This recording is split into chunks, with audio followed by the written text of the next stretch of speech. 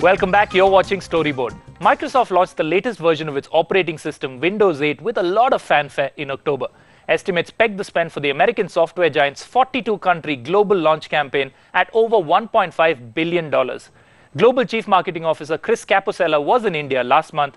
Animesh Das caught up with him to find out why Microsoft is hard-selling Windows 8 and what the Indian market means for the company.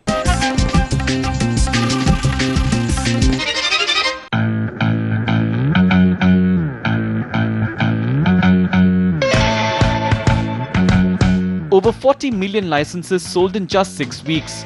With that, Windows 8, the 13th and latest operating system from Microsoft, has already cracked 1% of the global desktop PC market. But analysts say those numbers just won't cut it for the American software giant. With Windows 8, Microsoft wants to consolidate its market share among tablets and mobile phones, a market that's expected to grow at over 60% annually compared to just 2% for PCs. Tablets and smartphones are growing incredibly well, and so obviously for us it's very important to have Windows be able to expand to address those markets. We do have wonderful PC growth in many markets around the world. You know, here in India, PCs are growing maybe 14% in the consumer space. That's a very nice number. Double-digit growth is great.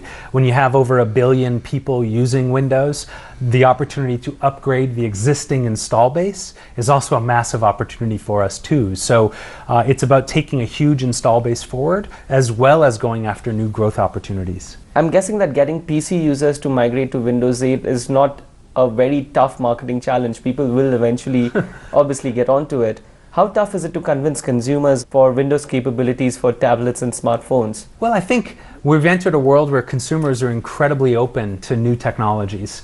They're exploring things all the time, and they're not as wedded to one brand or another brand as sometimes enterprise customers are. So from that perspective, I think consumers are wide open.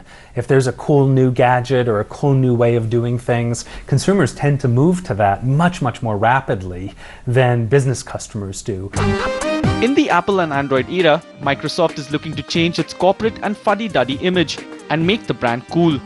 While that may be easier said than done, what's helping is a conscious decision to keep all marketing communication for Windows 8 as vibrant and youthful as possible. I don't think we set out a goal to make the company cool. We really set out as a goal to show the product off, to sort of romance what the product is.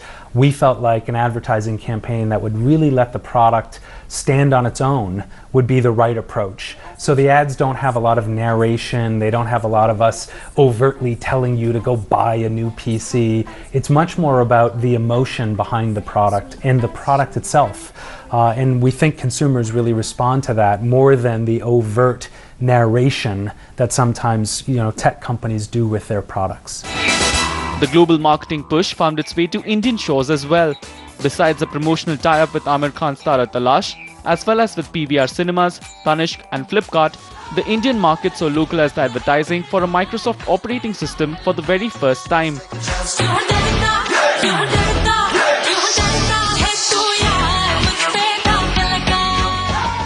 But more than PCs, it's the mobile phone market that will be the key priority. We're certainly very excited about Windows Phone 8. We're launching that in India with Nokia, with HTC, some really beautiful phones. We're seeing some excellent traction in the marketplace with our phone. We've gone from like 5th or 6th to the 3rd ecosystem. Soon we think we'll be number 2. That'll be an exciting moment for us. So phones are really important push for us. Obviously Windows, both the traditional laptop and desktop, but tablet, super, super important. If I were to prioritize things for the consumer space, I'd say those are our 2 big pushes for the next few quarters here in India. It's not just the Windows 8 campaign that's aiding Microsoft's attempt to be seen. It recently took aim at arch-rival Google with this campaign for search engine Bing.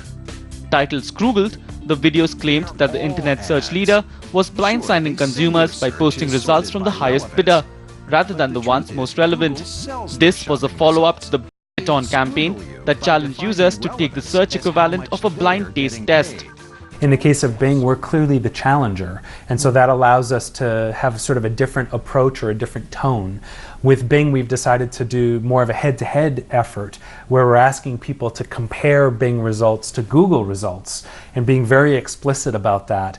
And the campaign that we've run where we challenge people to do the same search on the two search engines has actually shown that almost 2-to-1 people prefer Bing to Google. So just planting that seed that, hey, there's an alternative, there's a better search engine out there. That's something we're doing explicitly in our marketing that you probably wouldn't do if you were Google and you're the market leader. You're probably just going to talk about your own stuff, or maybe even not do overt marketing at all because you're the market leader and you can sort of reap the benefits of that.